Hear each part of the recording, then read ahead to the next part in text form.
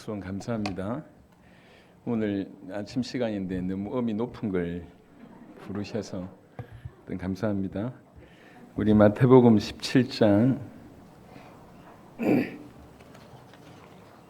22절부터 23절 오늘 짧은 두 구절인데요.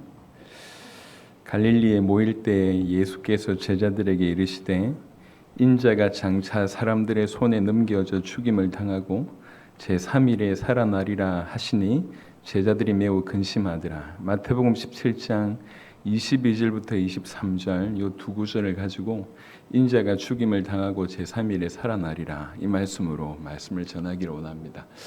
하나님이 우리를 사랑하시고 하나님이 우리에게 축복하시고 하나님께서 우리에게 응답하시고 뭐 이렇게 불쌍한 사람들 돕고 뭐 이런 좋은 얘기만 하면 되는데 유독 교회 나오면 자꾸 죽음 얘기를 해요. 십자가 얘기를 하고 그게 부담스러울 수도 있고 계속 거부할 수도 있는데 여러분 왜 계속 성경은 이 얘기를 하고 있고 교회는 이 얘기를 할까요?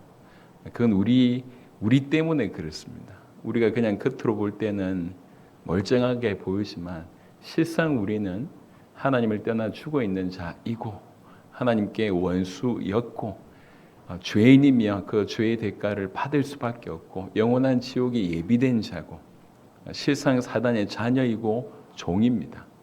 죄송하지만 지금 교회 안에도 여전히 그런 상태 가운데 빠져 있는 사람들이 있습니다. 그래서 교회는 그 상태 가운데 빠져 있는 영혼들이 어떻게든 구원받을 수 있도록 하는 것이 교회이고 구원받은 자가 그 자리에 머물지 않고 여전히 그 상태 가운데 빠져 있는 영혼들을 구원하기 위해서 살아야 하기 때문에 끊임없이 교회는 예수의 죽으심, 이 십자가에 대해서 부활에 대해서 얘기할 수밖에 없고 그것이 정상입니다. 그래서 우리 모두는 이 예수의 십자가를 대면해야 되고 통과해야 됩니다.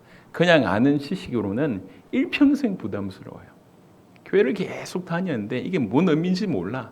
다가오질 않아. 자기 것이 아니다라고 얘기할 때 항상 부담스럽습니다.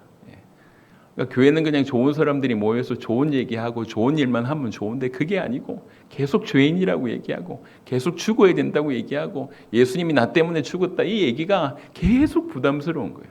하지만 정말 통과하게 되면 정말 직면하게 되고 대면하게 되면 그만큼 비밀이 없습니다. 갈라디아 6장에 오늘 십자가와 부활에 관한 얘기를 좀 하겠는데 결론적인 얘기를 먼저 좀 하겠습니다. 갈라디아 6장에 사도 바울이 이런 고백을 합니다. 신약 성경 약으로는 갈이라고 써 있습니다. 갈라디아 6장 14절입니다. 갈라디아 6장 14절 그러나 내게는 우리 주 예수 그리스도의 십자가 외에 결코 자랑할 것이 없으니 그리스도로 말미암아 세상이 나를 대하여 십자가에 못 박히고 내가 또한 세상을 대하여 그러하니라. 사도 바울이요 꽤나 자랑할 만한 요소가 많았던 인물입니다. 어느 정도 똑똑했냐면 지금도 우리가 이 로마서나 갈라디아서나 같은 사도 바울이 쓴 걸 읽어보면 해석도 못할 만큼 굉장히 학식이 뛰어난 사람이고요. 열정이 뛰어난 사람입니다. 이미 그 시대에 인정받았던 사람이 젊은 나이에 바리새의 취급을 받을 만큼 대단한 사람이고요. 그러니까 그 시대에 로마 시민권을 가지고 있었습니다. 유대인인데 로마 시민권을 가지고 있었다는 얘기는 그 집안을 얘기하고 있는 거예요. 돈 주고 산 게 아니라고 얘기하잖아요. 그 집안이 얼마나 부유했는지. 그리고 가마리엘이라고 하는 그 시대 최고의 스승 밑에서 배울 정도로 모든 게 갖춰져 있었던 사람입니다. 명성이며 미래이며 뭐 짱짱하게 열려져 있던 사람인데요. 아낌없이 다 이렇게 내놓습니다. 그리스도와 비교해 볼 때는 아무 비교 대상이 안 된다는 거죠. 그래서 그리스도 예수의 십자가 외에 자랑할 것이 없다고 얘기합니다. 사도 바울이 이렇게 얘기합니다. 사실 십자가는 그 정도로 대단한 것입니다. 우리 모두가 바로 이런 은혜 가운데 오늘 100%는 아니더라도 그럴 수 있겠다라고 하는 그 생각만 하게 되는 귀중한 시간 되시길 바랍니다. 여러분 오늘 마태복음 17장으로 다시 돌아와서 예수님이 십자가 지시기 전에 아주 분위기 좋을 때에 계속 이 얘기를 하세요. 마태복음만 보면 한 3번 언급하고 있는데요.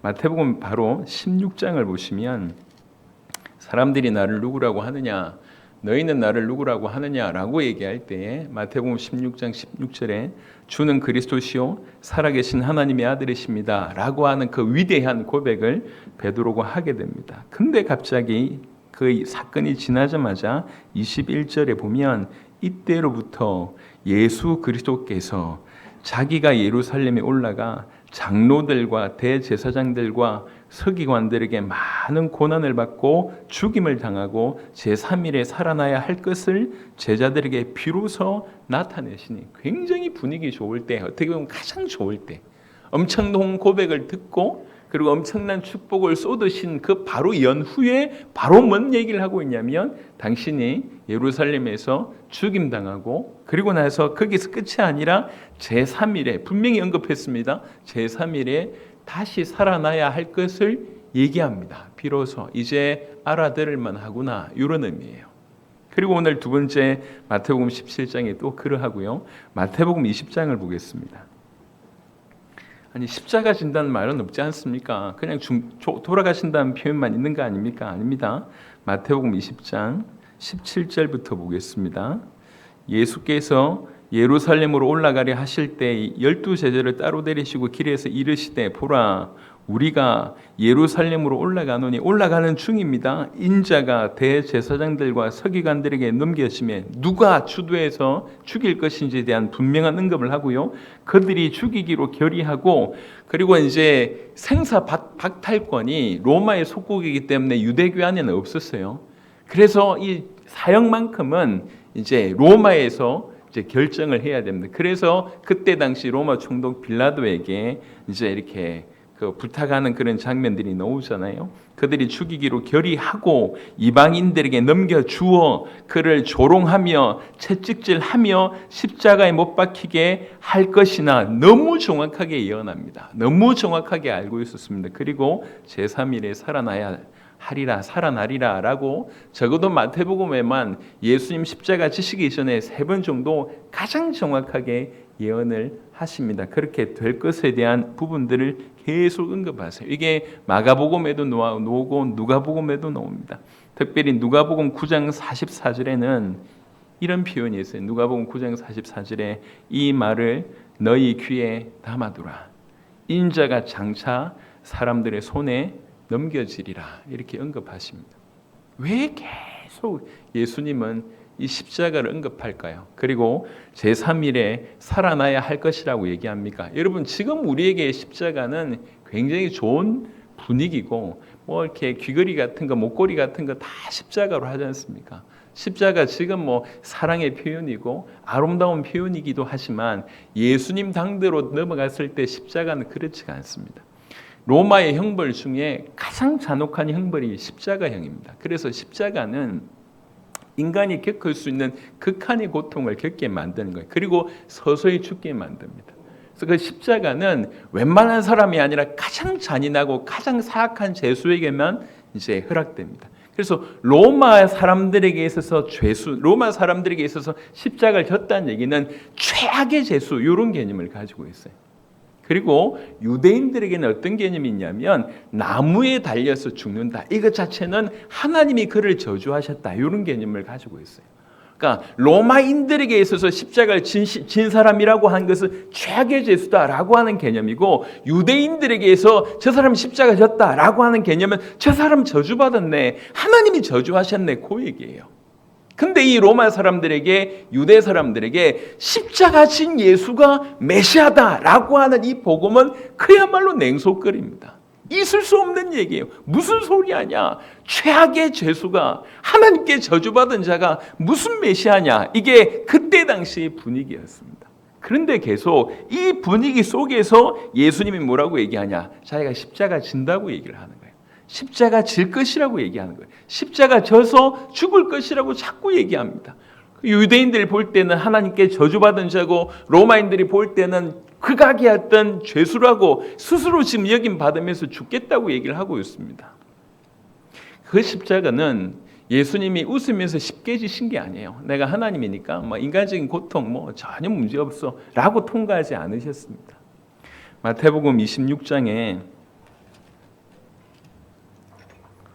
마태복음 26장에 잡히시던 바로 그 밤에 먼저 겟세마네 동산에서 기도하는 장면, 그 유대한 장면이 나오잖아요.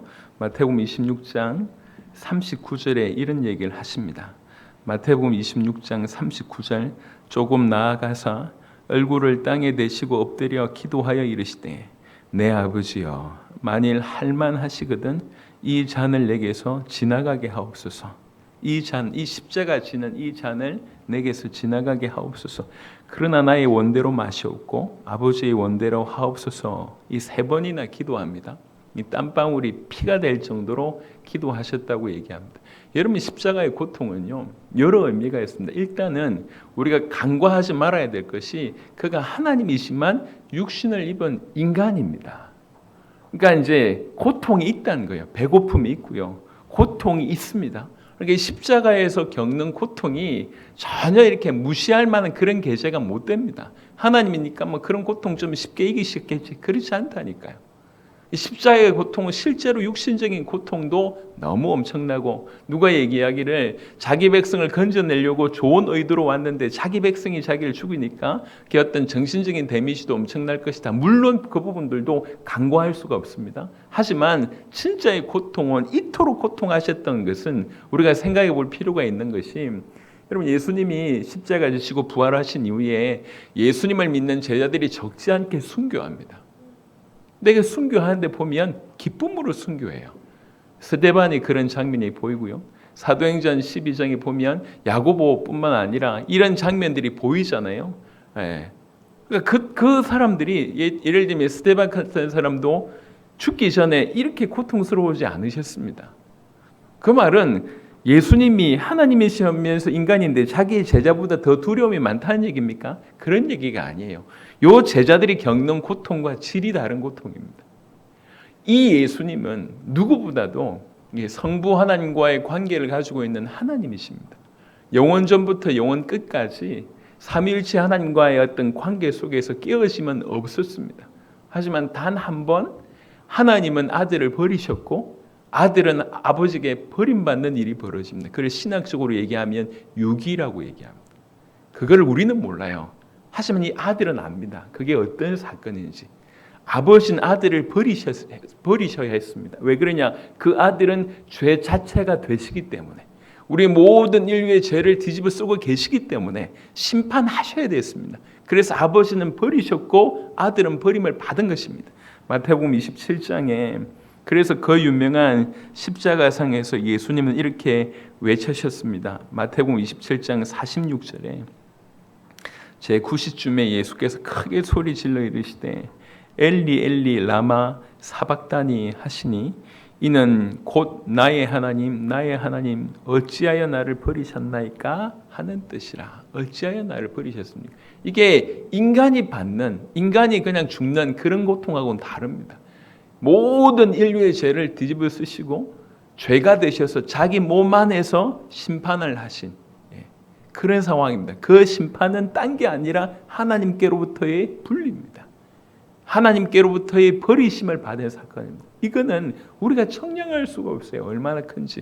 예수님에게 있어서 가장 큰 고통은 바로 이 고통이었습니다. 아버지께 버림받는 고통입니다. 여러분, 예수님이 이 고통을 지나가신 겁니다. 너무 크기 때문에 안 받을 수 없어요 라고 얘기할 정도로, 아버지 이거 꼭 이렇게 해야 됩니까? 다른 방법 없습니까? 제가 꼭 이렇게 해야 됩니까? 라고 기도할 정도였습니다. 우리 주님이 지신 십자가는 그런 십자가입니다. 그냥 웃으면서 진 게 아니에요. 하나님이기 때문에 슈퍼파워가 가동돼서 그 모든 고통에도 왜 마취제 넣으면 그 고통 가운데서도 좀 덜하지 않습니까? 그런 수준이 아니라니까요. 모든 고통을 그대로 받으셨을 뿐만 아니라 하나님께 버림받는 그런 일들이 벌어집니다. 그래서 예수님에게 십자가는 그 어떤 것보다 힘들고 아픈 거였습니다. 그럼에도 불구하고 예수님은 이 십자가를 통과하셨습니다. 왜 그러냔 말이에요. 왜 이런 고통을 겪으면서도 그 십자가를 통과하셨습니까? 이유는 하나밖에 없습니다. 이유가 뭐냐? 하나님이 우리를 사랑하시기 때문에, 우리를 건져내시는 방법이 그거밖에 없기 때문에. 여러분, 여기에서 우리가 알아야 될 몇 가지 의미가 있습니다. 하나는 뭐냐면 그 정도로 우리 인간이 가지고 있는 문제가 심각하다고 하는 것에 대한 인식입니다. 여러분, 이 인식은 굉장히 중요합니다. 우리는 쉽게 우리의 죄를 얘기하지만 죄가 얼마나 큰 문제인지를 인식을 못하고 있습니다. 남들보다 좀 덜 죄를 지었고 남들보다 그나마 좀 괜찮은 사람이라고 많이들 착각하고 있습니다. 남들과 비교해서 좀 덜하고 좀 깨끗한 사람과 상관없이 여러분이 티끌만한 죄가 있다 할지라도 그 죄는 여러분을 당장 하나님과의 분리로 끌고 갑니다. 죄의 심판으로 끌고 갑니다. 지옥으로 끌고 갑니다. 그 죄라고 하는 것이 그 정도로 큰 일이란 말이에요. 여러분이 얼마나 큰 죄를 지었냐, 남들보다 적게 지었냐, 그걸 묻지 마시고 죄가 얼마나 큰지, 이 죄라고 하는 것이 얼마나 큰 결과를 내는지를 여러분들이 확인하셔야 됩니다. 우리는 죄인이고요. 우리 스스로 이 죄를 해결할 수가 없습니다. 누구나 죄인입니다. 이 죄의 대가는 영원한 지옥입니다. 성경에서 예수님이 우리를 위해서 십자가 지셨다고 얘기할 때 다른 어떤 요인들보다 가장 강력하게 얘기하고 있는 건 뭐냐면 우리의 죄를 위한 것입니다. 우리의 죄에 처리하기 위해서, 우리 죄를 해결하기 위해서 십자가 지셨다고 가장 강하게 얘기하고 있습니다. 그만큼 다른 말로 얘기하면 우리의 죄가 크다는 거예요. 큰 죄를 우리가 가지고 있다는 거예요.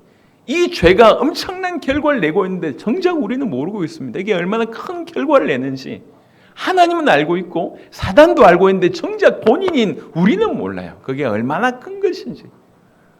여러분, 그게 더 심각하잖아요. 심각한 문제 가운데 빠져있는데 지가 얼마나 심각한지 몰라. 이게 기가 막힌 거 아닙니까? 아파트가 막 불이 나가지고 온 위에 올라오고 있는데 저 이제 곧 자기 집에도 불이 이제 날 건데 이 철없는 아이들이 그 불구덩이 안에서 얼마나 심각한지도 모르고 그 안에서 놀고 있다고 하면 얼마나 기가 막힌 거예요. 이제 곧 피할 수 없는 지경까지 왔는데도 불구하고 그렇지 않고 제정신 못 차리고 앉아 있는 것은 기가 막힌 일이죠. 마찬가지입니다. 성경은 우리의 죄가 예수님을 죽일 만큼, 예수님의 죽으심으로만큼만 해결할 만큼 크다고 분명히 언급하고 있습니다. 하나님께서 저와 여러분들에게 은혜를 주셔서 이 눈이 열리는 그런 은혜를 빨리 주셔야 됩니다. 죄가 얼마나 심각한 문제인지. 우리 죄를 위해서 우리 주님은 십자가 지셨다고 얘기했고요. 또 더불어 중요한 것은 우리가 하나님을 떠나 있다는 것입니다. 하나님을 떠나서 죽어 있다는 거예요. 하나님을 떠나서 원수되어 있다는 겁니다. 여러분, 지옥이 뭔 줄 아십니까? 지옥은 그냥 무서운 곳이 아니에요. 지옥의 다른 표현이 뭐냐면 하나님과의 영원한 분리, 그게 지옥입니다. 더 이상 하나님의 어떤 은총도 없고 어떤 은혜도 없고 더 어떤 손길도 없는 영원한 분리, 그것이 지옥입니다. 그러니까 하나님과의 분리라고 하는 것이 우리 인생에 있어서 가장 치명적인 문제입니다. 지금 이 땅을 살아가면서도 하나님과 분리된 인생, 그럼에도 불구하고 하나님이 이 땅에 있어서는 그래도 하나님이 일반 은총을 주십니다. 그래도 뭔가 그들이 구원받을 수 있는 많은 부분들을 취해주세요. 동일한 공기를 주시고 동일한 비를 주시고 동일하게 살게 하시고 건강 허락하시고 이 모든 것들이 하나님의 은총입니다. 그런데 지옥은 그 은총을 싹 거둬가시는 곳이라는 것이죠. 그 하나님을 떠나 있는, 그 하나님과 분리되어 있는 그 가운데서 우리를 건져내는 것이, 그것이 유일하게 십자가밖에 없습니다. 여러분, 사단은 또한 어떻습니까? 여러분, 악의 세력에 대해서 어떻게 생각하고 있습니까? 제가 최근에 그래도 초신자들, 불신자들을 좀 제대로 돕고 싶어서 늘 우리 안에, 교회 안에만 있으면 일반적인 성도들을 계속 봐왔기 때문에 어떻게 보면 수업으로 얘기하지만 계속 진도 나가는 이런 느낌이 있지 않습니까? 조금 더 이 다음 단계, 지금 필요한 이런 것들이 있는데 아예 생소한 초신자와 불신자에게 복음 전하려고 하면 이게 좀 각도가 좀 달라져요. 그래서 어떻게 하면 조금 더 이해를 시킬까? 어떻게 하면 조금 더 깊이 있게 전달할까를 고민하면서 정리하는 중에 그런 생각들을 참 많이 하게 됐습니다. 여러분, 학교에서 배우는 진화론이 100% 거의 가짜 아닙니까? 저기는 학문이 아닙니다. 종교입니다. 종교. 진화론이 성립되려고 하면 도무지 불가능한 수많은 요소들을 믿지 않으면 진화론이 성립되지 않아요. 그래서 진화론은 종교입니다. 종교. 근데 이 진화론이, 과학자들이 진화론을 믿지 않으면 철저하게 배제되는 분위기와 문화를 만들어냈어요. 과학자들이 알아요. 뛰어난 하버드 대학 교수나 이런 사람들이 압니다. 그 사람들이 뭐라고 얘기하냐면 너무나 무리수가 있다는 걸 우리가 안다. 하지만 과학 안으로 저 신을 끌어들이기에는 그거는 우리는 못한다. 그래서 분명히 이게 아님에도 알지만 우리는 포기 못한다. 이렇게 얘기하고 있습니다. 양심적인 얘기죠. 증거가 사실은 거의 없습니다. 그럼에도 불구하고. 근데 중요한 건 뭐냐면 그냥 단순히 채택됐다는 게 아니라 아이들부터 시작해서 여러분 이제 이렇게 진화론의 베이스가 지금 어디까지 연결되고 있냐면 동성애까지 연결되고 있지 않습니까? 이게 그냥 한두 가지 얘기가 아닙니다. 철저하게 하나님을 거부하고 하나님의 말씀을 거부하는 입장으로 가고 있습니다. 전 세계를 통째로 완전히 저주 가운데 끌고 가고자 하는 무서운 악의 세력이 배경 가운데 깔려 있습니다. 우리 눈으로 보이지 않으니까, 느껴지지 않으니까 모르죠. 여러분 지금도 뉴스에 보면 대부분의 서민들은 못 알아듣는 수많은 얘기를 하고 있습니다. 뭐 나스닥이 어떻다, 코스닥이 어떻다, 지수가 어떻다, 경제지표가 어떻다. 저 시장에 살고 있는 할머니는 전혀 못 느끼는 얘기예요. 하지만 그게 지장이 안 가냐? 아니라니까. 실상은 본인은 모를지라도 틀림없이 영향받을 수밖에 없지만 관심이 없는 거예요. 아주머니들, 할머니들. 그냥 뭐 이렇게 떡볶이 팔면 되고 하면 되니까. 자기한테는 전혀 문제 없는 것 같이 보이지만 그렇지 않습니다. 나라 전체가, 경제 전체가 영향을 받고 있지 않습니까? 우리가 직접 귀신을 한 번도 본 적이 없고 사단을 경험한 적이 없을지라도 혹시 사실은 공격을 받고 있지만 경험하지 못하고 느끼지 못할지라도 실상은 성경은 분명히 사단의 존재, 이 악한 존재에 대해서 얘기하고 있습니다. 나라 전체의 문화와 경제와 분위기와 학문 속에 깊이 침투해서 우리로 하여금 철저하게 하나님에게서 눈 돌리게 만드는 그 엄청난 흑암의 세력, 암흑의 세력들, 악의 세력들 알아야 됩니다. 우리는 알지도 못합니다. 이길 수가 있습니까? 못 이깁니다. 100% 우리는 실패입니다. 그래서 지금 어릴 때 학교 때부터 배운 그 진화론의 영향력으로 얼마나 많은 사람들이 지금 넘어져 있습니까? 우리나라의 지금 청소년들 중에 기독교율이 5%라고 얘기합니다. 그래서 지금 우리나라는 선교 대상 국가가 되어가고 있습니다. 특별히 청소년들 이하는 더욱 그렇습니다. 이게 어느 날 이렇게 된 게 아니에요. 우리나라만 이렇게 된 것이 아닙니다. 아주 치밀하게 연구하고 조사하고 준비해서 이 악한 세력들의 어떤 그런 일들의 결과가 지금 벌어지고 있습니다. 당장 눈에 본 적이 없고 경험한 적이 없으니까 무시하는 경향인데 큰일 납니다. 이길 수 없는 그런 상황 가운데 있기 때문에 우리 주님이 당신의 죽으심으로 그 악한 세력에서 우리가 빠져나올 수 있는 길을 만드신 것이고 죄 가운데서 건진받을 수 있는 길, 하나님을 떠나 죽은 가운데에서 건진받을 수 있는 길을 바로 그 십자가상에서 여신 것입니다. 그분의 죽음 아니면 이건 절대로 불가능하기 때문에 그래요. 그래서 이 십자가는 여러분들이 아시겠지만 정말 기가 막힌 두 가지가 절묘하게 조화되는 바로 그 사건입니다. 교차점이라고 할 수 있죠. 무슨 말이냐? 하나님은 공의로우십니다.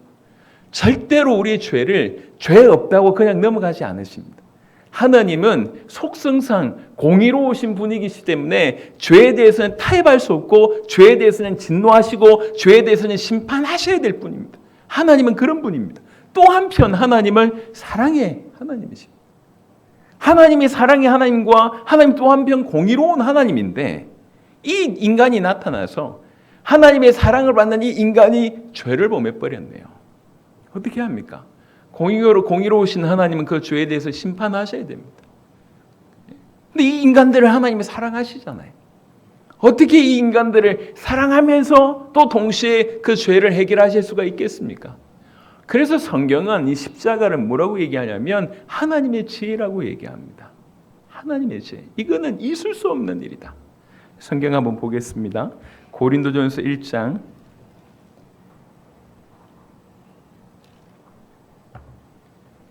고린도전서 1장 24절 보겠습니다. 고린도전서 1장 24절 오직 부르심을 받은 자들에게는 유대인이나 헬라인이나 그리스도는 하나님의 능력이요 하나님의 지혜니라 라고 얘기를 하고 있습니다. 아까 말씀드렸습니다. 유대인들은 십자가라고 얘기할 때 그는 저주받은 것이고 헬라인들, 로마인들은 뭐라고 얘기합니까? 그거는 최악의 죄수다라고 하는 개념을 가지고 있습니다.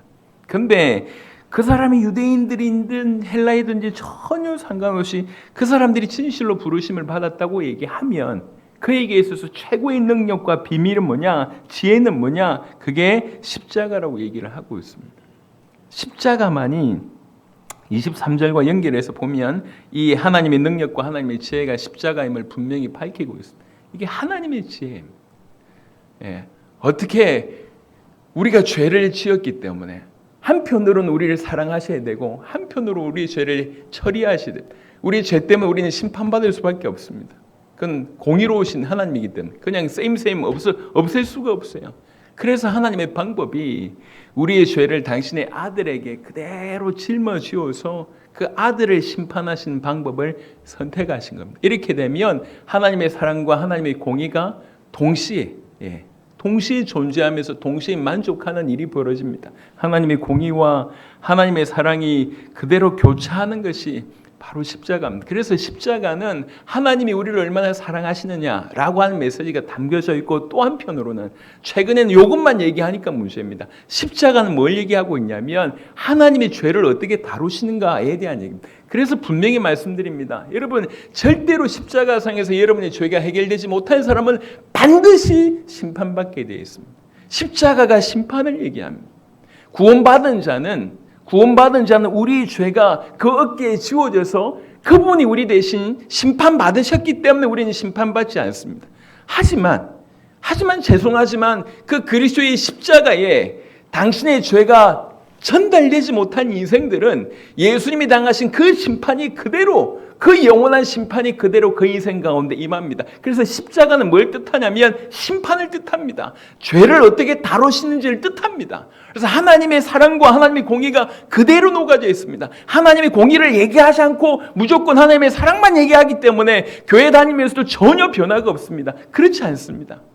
교회 다니면서 쉽게 죄를 범하는 자들은요, 잘 생각해 보셔야 됩니다. 여러분들이 연약해서 넘어지는 거 하고 그냥 습관적으로 죄를 범하는 거하고는 성질이 다르다는 얘기예요. 구원받은 자들도 실수할 수 있습니까? 실수할 수 있습니다. 하지만 구원받은 자는 적어도 그 죄에 대해서 양심이 있기 때문에 아파하고 이게 올바르지 않다는 걸 알게 되고 나의 주인이 이것을 싫어한다는 걸 알게 되고 점점 이것에서 떨치려고 뭔가의 어떤 일들이 그 안에서 일어난 것이 정상입니다. 그런데 그렇지 않다고 얘기할 때는 그냥 죽은 자예요. 죄에 대해서 민감하지 않고 쉽사리 죄를 범하면서도 이게 아무렇지도 않다고 얘기하는 것은 죽은 자입니다. 구원받지 못한 자입니다. 잘 생각하셔야 돼요. 그래서 십자가는 하나님이 우리를 얼마나 사랑하시는가, 또 한편 하나님이 얼마나 죄에 대해서 저렇게 공의롭게 심판하시는가가 아주 스슬퍼렇게 녹아있는 것이 십자가입니다. 그래서 이 십자가만이 우리를 건져낼 수가 있습니다. 읽었던 본문에 고린도전서 1장 24절 보셨는데요, 18절에 이런 얘기가 있습니다. 고린도전서 1장 18절에 십자가의 도가 멸망하는 자들에게는 미련한 것이요 구원을 받는 우리에게는 하나님의 능력입니다. 여러분, 십자가가 구원의 능력입니다. 오직 십자가를 통해서 주님 우리를 구원하십니다. 자기 피로. 여러분, 예수님이 십자가를 통과하지 않으시면 우리를 구원하실 수 있는가라고 하는 질문을 던져보면 그 대답은 노입니다. 암만 그분이 능력 있고 그분이 뛰어난다 할지라도 그분이 우리 죄를 처리하는 방법은 그분의 죽음 아니고는 방법이 없으십니다. 그분이 우리를 구원하는 유일한 방법 또한 십자가입니다. 그래서 계속 끊임없이 교회 안에서, 기독교에서는 이 십자가를 높입니다. 십자가를 자랑합니다. 십자가만이 우리를 구원할 수가 있습니다. 사도 바울이 어느 순간 이게 깨달아진 거예요. 내가 뭔가를 많이 가지고 있고 많이 배웠고 다른 사람들과 비교해서 빨리 높은 자리에 오른다 할지라도, 올라 있을지라도 나는 죄인이다. 나는 하나님을 떠나 죽었던 자다. 나는 사단에게 여전히 종로로 타는 자다. 내 힘으로 빠져나올 수가 없다. 나를 건져낼 수 있는 유일한 길은 단순히 하나님의 능력이 아니라 당신의 아들의 죽음으로만, 그분의 피로만이 나를 건져낼 수 있다라고 깨달아진 거예요. 그리고 실제로 그런 일이 이루어졌을 때, 당신이 나를 위해서 죽으셨고 당신의 피값으로 나를 건지셨다고 깨달아질 때 이 안에서 폭발하는 일이 벌어지는 거예요. 여러분, 십자가만이 구원의 능력입니다. 십자가 아니면 우리를 구원할 수 있는 능력이 없습니다. 말씀드렸습니다. 예수님이 십자가 지시지 않았다고 하면 그 예수님도 우리를 구원하실 수가 없다고 하는 것이 조금 극단적으로 표현하자면 그렇습니다. 당신의 죽으심으로만, 당신의 피로만 우리를 건진받을 수가 있습니다. 그 정도로 십자가가 위대하고 십자가만이 유일한 길이라고 성경은 계속 얘기하고 있습니다. 그래서 우리는 신앙생활을 하면서 반드시 십자가가 뭘 의미하는지, 나와 무슨 상관이 있는지 반드시 그 십자가를 통과하지 않으면 이건 불가능하니, 구원과 불가능합니다. 그래서 계속 예수님이 이 십자가를 강조하십니다. 오늘 본문에 보셨던 것처럼 인자가 죽임을 당할 것이다. 예수님께서 이 땅에 왜 오셨냐고 물어보면 다른 거 다 빼고 한마디로 얘기할 수 있다고 하면 그건 뭐냐? 죽으러 오셨다, 이렇게 얘기할 수 있어요. 그냥 병을 낫게 하기 위해서, 기적을 일으키기 위해서, 좋은 말씀을 허락하기 위해서 오신 게 아니에요. 예수님이 이 땅에 오신 이유는 우리를 구원하기 위해서 오셨습니다. 구원의 방법이 뭐냐? 당신의 죽으심이에요. 오직 당신의 죽으심으로만 우리를 구원하실 수가 있어요. 그래서 죽으셔야 하기 때문에 인간의 몸을 입으셨고, 그래서 오셔서 죽으신 것입니다. 그래서 왜 오셨냐? 죽으시러 오셨다. 왜 죽으셔야 됐냐? 우리를 살리기 위해서. 기가 막힌 신비입니다. 그는 죽으시러 오셨습니다. 죽으시러 오셨고 드디어 그 때가 됐음을 알고 있습니다. 죽으시러 오셨는데도 불구하고 그 죽음이 너무너무 힘이 든 거예요. 육신의 죽음도 힘이 들고 정신의 죽음도 힘이 들지만 더더군다나 이 죽음은 하나님과의 영원한 분리, 하나님과의 분리를 뜻하기 때문에, 영원한이 아니라 하나님과의 분리를 뜻하기 때문에, 하나님께 버리심을 받으셔야 됐기 때문에 그렇게 아파하셨던 것입니다. 고통스러워하셨던 것입니다.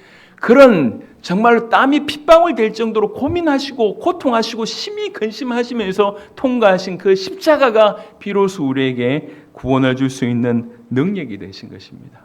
그리고 나서 약속하신 대로 부활하셨습니다. 여러분, 부활이라고 하는 것을 제가 누차 얘기했습니다. 하지만 짧게 이해할 수 있는 수준으로 얘기를 해보겠습니다. 부활하셨다는 얘기는 뭘 뜻하냐면, 첫 번째, 그가 하나님이다라고 하는 결정적인 증거입니다. 그가 하나님이시구나. 그가 하나님이라고 하는 것은 뭐라고 생각할 수 있냐면, 그가 행하셨던 모든 진리, 그가 말씀하셨던 그 모든 말씀, 특별히 그가 예언했던 그 모든 것들이 진리이고 성취될 수밖에 없다, 이렇게 알 수 있습니다. 두 번째, 부활하셨다는 얘기는 십자가와 연결해서 본다고 얘기하면, 십자가상에서 예수님께서 자기의 몸을 들이신, 이걸 다른 의미로 얘기할 때는 속죄제사라고 얘기하는데, 그 속죄제사를 아버지가 만족해 하셨다는 얘기예요. 이게 뭐 어떤 의미냐면, 여러분 오해하시지 마세요. 아버지 하나님이 삐졌다는 거예요. 지금 화가 나가지고 인간들이 죄 때문에 막 삐져 있는데 예수님께서 자기 피로 죽어가지고 좀 화 좀 푸세요, 이래가지고 아버지 오케이, 이렇게 이해하실 수 있는데 그런 얘기가 아닙니다.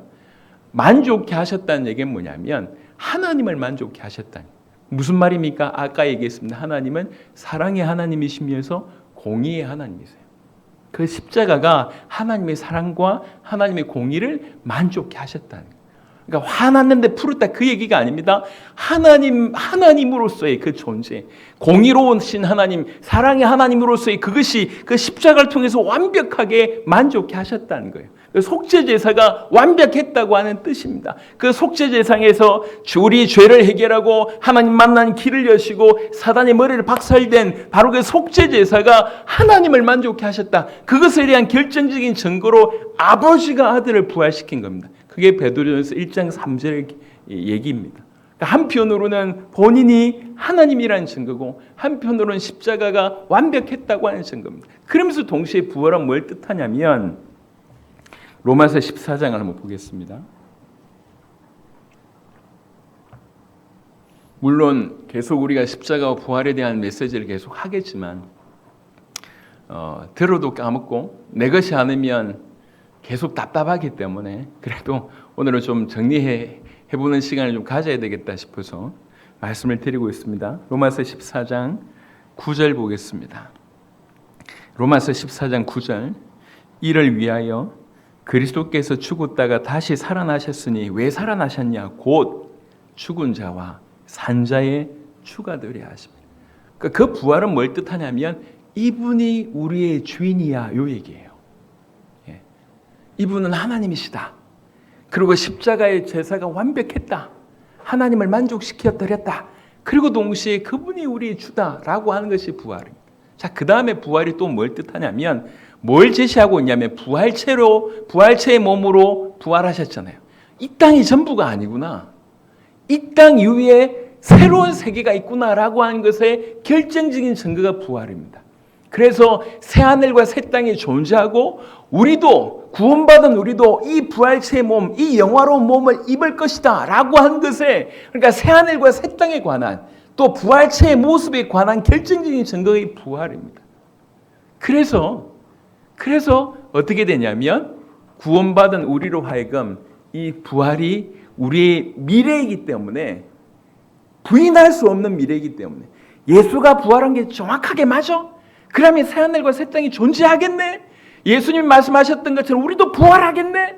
우리도 부활해서 저 몸을 입겠네? 이렇게 된 거예요. 이것이 진짜 팩트가 됐기 때문에 초대교회 당시에 수많은 사람들이 그 부활, 그것을 소망하면서 아낌없이 자기 육신을 순교로 드리는 일이 벌어진 것입니다. 지금껏 인류 역사에 정말 이 예수 그리스도 이 부활이 진리이기 때문에, 이 부활이 팩트이기 때문에 영원한 새하늘과 새 땅, 영원한 하나님의 나라가 존재하고 나의 부활이 존재하고 부활체의 몸을 내가 입을 것이 정말 믿어졌기 때문에 자기 몸을 아낌없이 드렸던 수많은 사람들이 지금까지 역사 이래로 계속 존재했던 것입니다. 부활이 그것을 얘기하고 있습니다.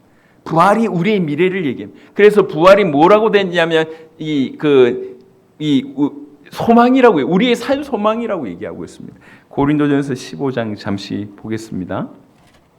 여기와 비슷한 구절인데요. 고린도전서 15장 20절에, 고린도전서 15장 20절에 그러나 이제 그리스도께서 죽은 자 가운데서 다시 살아나사, 그 다음 표현이 뭐냐면 잠자는 자들의 첫 열매가 되셨도다. 잠자는 자들, 죽은 자들이라고 얘기합니다. 죽은 자들 가운데 살아난 첫 열매가 됐다. 다음 열매는요, 우리입니다. 우리의 미래를 얘기하는 거예요. 그러니까 예수님의 부활이 그분이 부활하셨네 이게 아니라 이 땅이 전부가 아니네 이렇게 된 거예요. 그렇지, 부활이 존재하네. 우리도 저렇게 되겠구나. 그렇게 말씀하셨기 때문에. 그리고 정말 저 몸으로 영원한 새하늘과 새 땅에 왕노릇하며 살겠구나라고 하는 것이 막연한 얘기가 아니라 그 예수님의 부활을 목도하면서 그게 진리가 된 거예요. 이게 진짜네. 그래서 그 영원한 부활이 맞기 때문에, 그 새하늘과 새 땅 하나님의 나라가 맞기 때문에, 지금은 찰나고 그것이 영원하기 때문에 지금 이 땅에 살면서 신앙을 저버리지 않고 그 부활이 맞아서 그 미래에 대한 소망을 가지고 있기 때문에, 새하늘과 새 땅을 바라보기 때문에 이 땅에서 자기의 목숨을 초계같이 버렸던 사람들이 지구상 역사상 지금까지 그렇게 수많은 자들이 등장했다는 것입니다.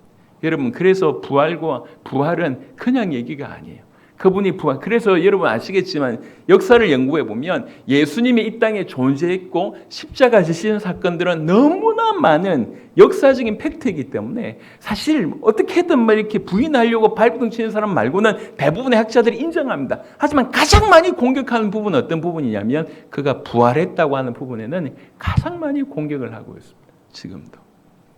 예수의 생애는 어떻게 부인할 수가 없는데 예수의 부활은 어떻게든 사단이 무마시키려고 발버둥 치는 거예요.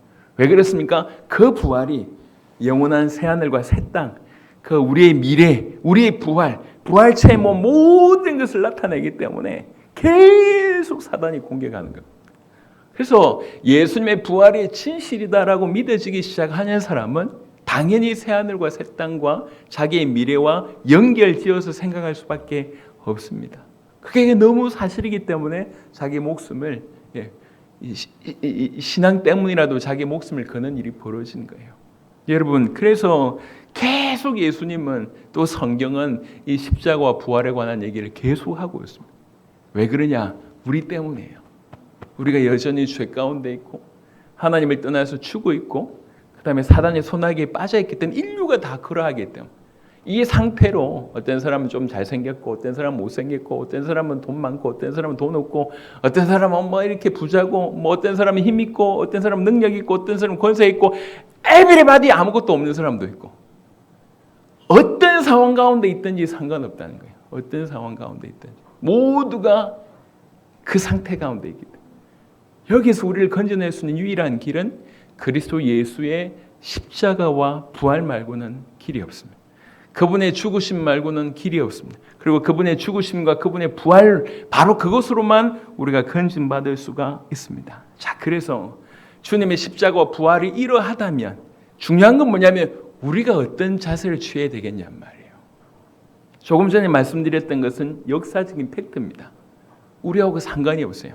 하지만 중요한 건 이것이 우리에게 상관이 있어야지 그가 이루신 그 구원이 우리의 것이 됩니다. 그가 이루신 그 모든 구원이 나에게서 흘러 들어옵니다. 다 준비했는데 여러분들 세아포트 같은 데 가보면 다 뭐 우리가 쉽게 조금 이사 가면 제일 먼저 한 게 뭡니까? 전기 해결하고 가스 해결하잖아요. 다 돼 있지만 이게 서류 내고 뭐 다 통과되면 그제서 열어주잖아요. 그럼 그때 우리가 이용할 수 있지 않습니까? 마찬가지입니다. 다 준비되어 있어요. 중요한 건 뭐냐면 이제 그것을 우리가 받아들이는 거예요. 내 것으로 소화하는 거예요. 여러분, 예수님이 오늘 마태복음 17장에 보시면 오늘 본문으로 돌아가서 10분 정도밖에 없어서 마음이 급합니다. 마태복음 17장 22절에 갈릴리에 모일 때 예수께서 제자들에게 이르시되 인자가 장차 사람들의 손에 넘겨져 죽임을 당하고 제3일에 살아나리라 하시니 반응이 뭡니까? 제자들이 매우 근심하더라. 왜 제자들이 근심할까요? 몇 가지 의미가 있는 것 같습니다. 하나는 뭐냐면 이분들이 예수님을 너무 사랑해. 예수님이 죽는다고 하는 게 일단 그게 싫은 거예요. 이게 첫 번째. 두 번째, 이 사람들은 그리스도를 어떻게 생각하고 있냐면 정치적인 메시아 굉장히 힘 있는 하나님의 보내신 자로 이해하고 있어요. 그래서 지금 패권을 장악해야 되고 로마에서 자기 나라를 속국해야 되는데 죽는다는 거예요. 아, 이 사람 그리스도 아닌가? 그리스도 아닐 수도 있겠네? 라고 하는 생각에 이를 수 있다는 거죠. 또 하나는 뭐냐면 꿈에도 예수님의 십자가와 부활의 의미를 몰랐다는 거예요. 그 십자가 지심으로 그리스도의 사역을 완성한다는 의미를 전혀 알 수가 없어요. 십자가에 대한 무지, 부활에 대한 무지가 제자들로 하여금 이렇게 근심케 만들었습니다. 자, 이것은 지금도 유효합니다. 교회 안에 있으면서 이 십자가에 대한 무지가 있으면 부활의 능력이 얼마나 엄청난지를 모르면 그냥 교회 마당만 왔다 갔다 합니다. 가끔은 응답받을 수 있고 가끔은 뭐 이렇게 감동이 될 수도 있고 가끔은 찌릿찌릿한 일도 있을 수 있을지 모르겠지만 십자가와 부활이 자기 것이 아닌 사람은 복음하고 상관없고 주님하고 상관이 없습니다. 그래서 교회 안에 있고 주님을 쫓아다닌다고 하는데도 계속 근심하는 인생을 사는 거예요. 이 제자들 보세요. 예수님 최측근입니다. 하나님을 사랑해요. 예수님 사랑합니다. 예수님의 제자랍니다. 예수님을 쫓아다니는 사람이, 예수님 때문에 자기 생애를 드린 사람, 예수님께 자기 인생을 드린 사람, 모든 것을 드린 사람이에요. 자녀들이 있고, 애가 있고, 이렇게 아내가 있고 한데도 불구하고, 심지어 자기 부모까지 다 버리고 굉장한 열심이 있습니다. 하지만 주님이 그리스도가 되시기 위해서 그리스도로서 십자가 지셔야 되고 부활하셔야 된다고 하는 것에 대해서는 굉장히 귀가 다 켜져 있습니다. 얼마나 안타깝습니까? 이럴 수 있냐? 이럴 수 있습니다. 교회 안에 일평생 있으면서도 십자가와 부활에 대한 그리스도에 대한 무지가 있을 수 있냐? 있을 수 있다니까요. 우리는 반드시 이 예수님의 십자가에 대한 참된 이해와 믿음이 있어야 되겠습니다. 여러분, 예수님의 모든 것을 지셨습니다. 그러고 나서 우리가 예수님을 믿을 때 믿는다는 표현은 뭐냐면 그 모든 사실을 내가 받아들인다는 거죠. 지정의, 그것에 대해서 이해하고 그것에 대해서 내 마음에 충분히 동의하고 그리고 내 의지 전체를 그것이 진리이기 때문에 던지는 거, 이게 믿음이라고 얘기합니다. 그래서 예수님을 믿는다는 얘기는 그분의 존재를 믿는다 이 얘기가 아니에요. 궁극적으로 그분이 어떤 존재이며 무슨 일을 하셨는지 믿는다는 얘기고 그것은 십자가와 부활로 그대로 드러났습니다. 그래서 예수님의 십자가를 믿는다는 얘기는 그가 예수님께서 죽으셨구나 이렇게 이 얘기 단순한 그 얘기가 아니에요. 그가 나의 죄를 짊어지고 죽으셨구나 이렇게 믿는 겁니다. 내 죄 때문에 죽으셨구나 이렇게 믿는 겁니다. 여러분 그 죄는 뭘 뜻합니까? 그 죄는 내 옛사람의 특징을 뜻합니다. 내가 예수님을 믿는 순간에 나의 죄를 그분이 가지고 가셨구나. 내가 예수님을 믿는 순간에 내 옛사람과 함께 그분이 죽으셨구나. 그분이 십자가 죽으실 때 내가 믿는다고 얘기하는 것은 내가 십자가에 예수님하고 같이 죽는다라고 하는 것에 대한 동의입니다. 옛사람이라고 하는 것은 딴 얘기가 아니에요. 내 스스로 내 주인이 되고자 하는 나의 자아를 얘기합니다. 하나님을 주인으로 인정하지 않고 자기 마음대로 살고자 하는 이 자아, 이게 옛사람의 어떤 가장 대표적인 부분입니다. 그것을 내어드리는 거예요.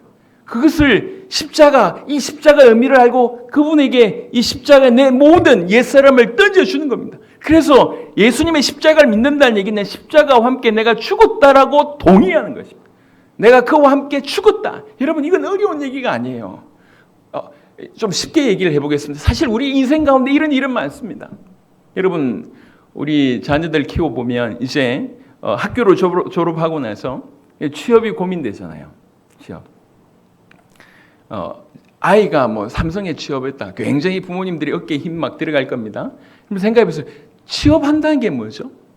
취업한다는 얘기는 적어도 그 회사 안에서는 내 주인이 내가 아니라 회사입니다라고 인정하는 거예요.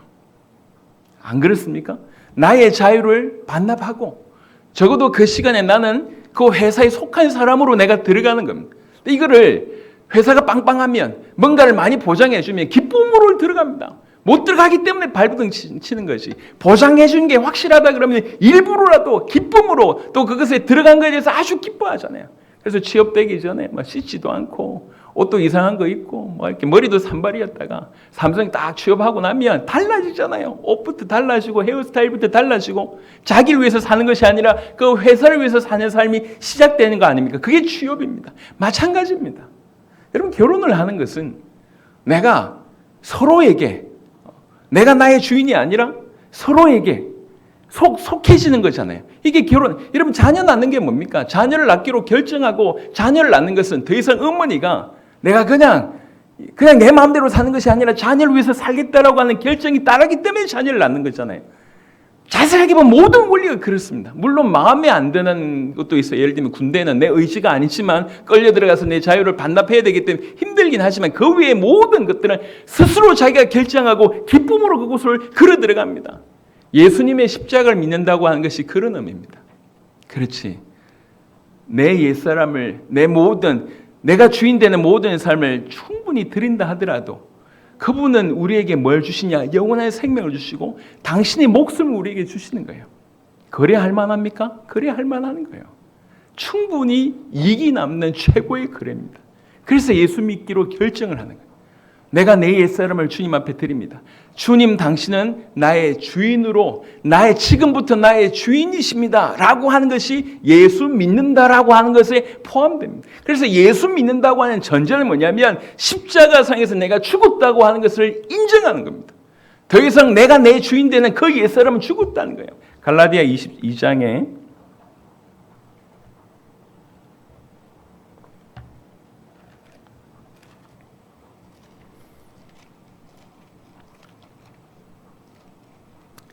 갈라디아 2장에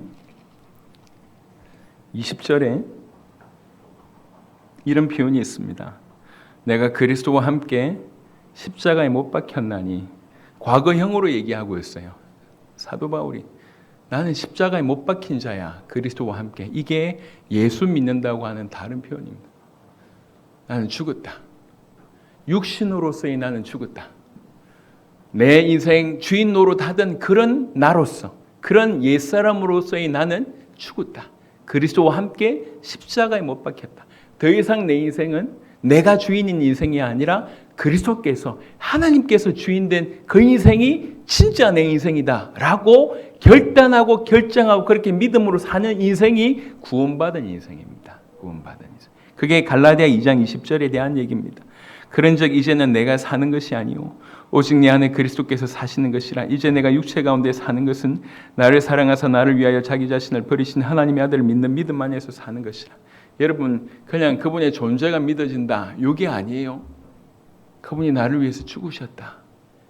그분이 내 죄를 위해서 죽으셨다. 그분이 나를 위해서 죽으셨다고 얘기할 때 그것을 받아들인다 하면, 그분은 받아들인다 하면 그냥 내 죄를 해결했으니까 좋네요, 이게 아니라니까. 내 천국 가니까 좋네요, 이게 아니라니까요.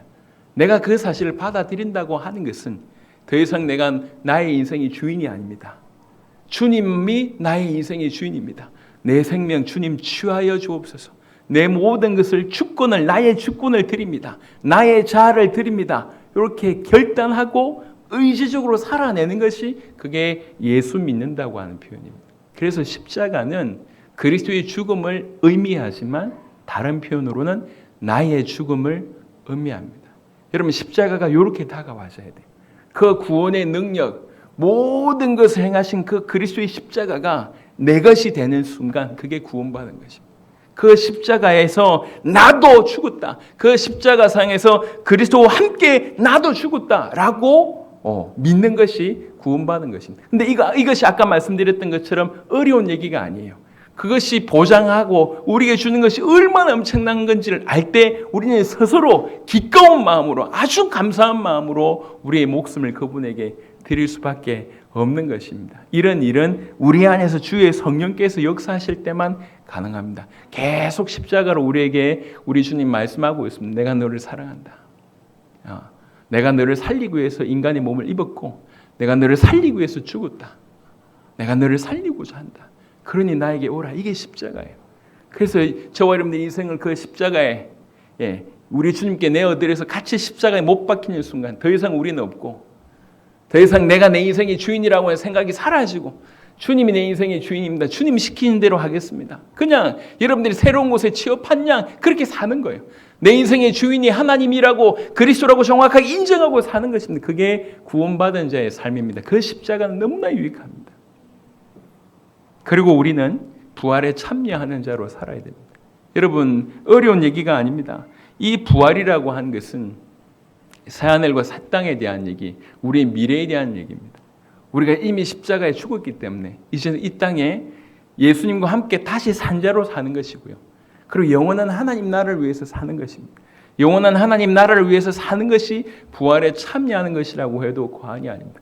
그래서 이 땅에서 잘 먹고 잘 사는 거 중요한 도구로서 필요합니다. 필요합니다. 여러분 세계복음화하는데 물질 필요하죠. 세계복음화하는데 달란트 필요합니다. 얼마나 필요한지 몰라요. 세계복음화하는데 여러분의 기능들, 여러분들의 성향들, 여러분들의 헌신들 다 필요합니다. 하지만 그 방향과 끝을 놓쳐버리면 이 도구를 위해서 목숨 건 인생이 돼버리면 아무짝에 쓸모가 없다니까요. 아무짝에. 지난 주간에 두어 분의 소천 소식을 들었습니다. 우리 주설 선교사의 어머님도 돌아가셨다는 얘기를 들으면서 참 마음이 아팠는데 여러분 언젠가 우리가 이렇게 어떤 형태로든지 하나님 앞에 설 날이 오잖아요. 하나님 앞에 설 날이 오면 우리가 그토록 소중하게 여겼던 것들이 실상은 정말 아무것도 아닌 거예요. 정말 아무것도 아닌 거예요. 뭐가 중요했나 싶은 거예요. 아무짝에도 쓸모가 없어요. 그렇게 돈을 많이 벌고 이 힘이 있어지고 뭔가 대단하게 할 것처럼 대단한 모든 세상 전부를 얻은 것처럼 보이지만 막상 죽음이라고 하는 그 앞에 서보면 아무짝에도 쓸모가 없습니다. 근데 정작 우리는 이 이유를 준비하지 않는 삶을 사는 거예요. 불신자하고 똑같이. 우리가 부활을 진실로 믿는다고 하면 우리는 이 너머를 위해서 사는 거예요. 이 너머. 이게 진짜인지 믿고 사는 겁니다. 그래서 여기서 넘어갈 때 그때 지난번에 교수님의 언급처럼 이게 설렌다고 표현하죠. 저도 그런 믿음이었으면 좋겠습니다. 야, 죽음이 설레? 주님 다시 보는 것이 설레? 그 정도로 이 부활, 그리스도의 십자가, 우리 주님의 어떤 그 존재가 믿어지게 된다면 이 이론이 아닐 거 아니에요. 말씀을 정리하도록 하겠습니다. 왜 계속 예수님은 당신의 죽으심과 살아나실 것에 대해서 제자들이 언급하셨을까요? 십자가 지시기 전부터 계속 이 얘기를 하신 것은 그만큼 중요하기 때문에 그렇습니다. 지금도 성경 전체를 짜면 하나님의 사랑이라고 얘기를 하지만 하나님의 사랑이 그대로 실현된 것은 십자가입니다. 그래서 기독교의 가장 핵심은 십자가와 부활이라고 계속 얘기하고 있습니다. 그것이 우리 것이 되어야 됩니다. 내가 알고 있는 지식이 아니라 내 것이 되어야 돼요. 그 주님의 십자가는 나의 십자가, 그 주님의 죽으심이 나의 죽음으로 될 때, 내가 지금 그리스도와 함께 부활한 모습으로 살아간다고 정말 깨달으실 때, 또 그것이 기쁨이 될 때, 이게 참된 구원받은 자의 삶입니다. 하나님께서 우리에게 그런 기회를 주십니다. 계속 십자가로 초청하고 부활로 초청합니다. 우리가 우리 자신의 내가 주인된 삶을 주님께 드린 게 굉장히 무서울 수 있고 이게 불가능할 수 있을지 모르겠지만 아닙니다. 그것이 가장 기쁜 일이에요. 좋은 곳에 기쁨으로 취업하는 것 마냥 영원한 곳을 보장하신 분이 우리를 지금 부르시고 계십니다. 우리는 기쁨으로 응답만 하면 그 위에 모든 인생에 하나님이 동행하십니다. 하나님이 크신 은혜가 우리 모두에게 있기를 바랍니다. 그래서 십자가와 부활을 통과하는 그 십자가와 부활 앞에 대면해서 여러분 것이 되는 그런 은혜가 꼭 있으시길 바랍니다. 한 명도 예외 없이, 한 명도 예외 없이. 그가 나를 위해서 죽었다. 오케이. 내가 주를 위해서 죽겠다. 콜. 이게 전부예요. 그가 나를 위해서 죽으셨구나. 그렇지. 비교할 수 없는 그가 나를 위해서 죽으셨네. 당연히 내가 그를 위해서 살아야지. 내가 당연히 그를 위해서 죽어야지. 당연히 그와 함께 살아야지. 이것이 구원받은 자의 아주 간단 명료한 삶입니다. 그런데 이 안에 너무 엄청난 것이 보장되어 있어요. 너무너무 엄청난 이런 크신 은혜가 우리 모든 성도들에게 임하시기를 한 명도 외 없이 그런 십자가와 부활이 꼭 비밀되시기를 그리스도 예수 이름으로 축원합니다. 같이 한번 기도하겠습니다. 여러분, 오늘 제가 지금 사실 좀 간절한 마음으로 여러분에게 말씀을 전했습니다. 예배는 여러분일 수 있지만 단 한 번의 메시지로 인생이 바뀔 수가 있기 때문에, 십자가와 부활은 또 그만큼 무게 있는 메시지이기 때문에 중심을 가지고 말씀을 전했습니다. 이것이 내 것이 될 수 있도록 그리스도 예수의 십자가의 그 부활의 비밀이 내 것이 될 수 있도록 하나님 역사해 주십시오. 이해되어지고 믿어지고 기쁨이 될 수 있도록 내 인생에도 그런 일이 일어나게 하시고, 혹 그런 일이 이미 일어난 자에게는 이것이 더욱 기쁨으로 더욱 비밀이 될 수 있도록 하나님 역사하여 주옵소서. 우리 다 같이 주신 말씀 붙들고 한 2, 3분만 짧게 한번 기도하도록 하겠습니다. 살아계신 주님 감사합니다.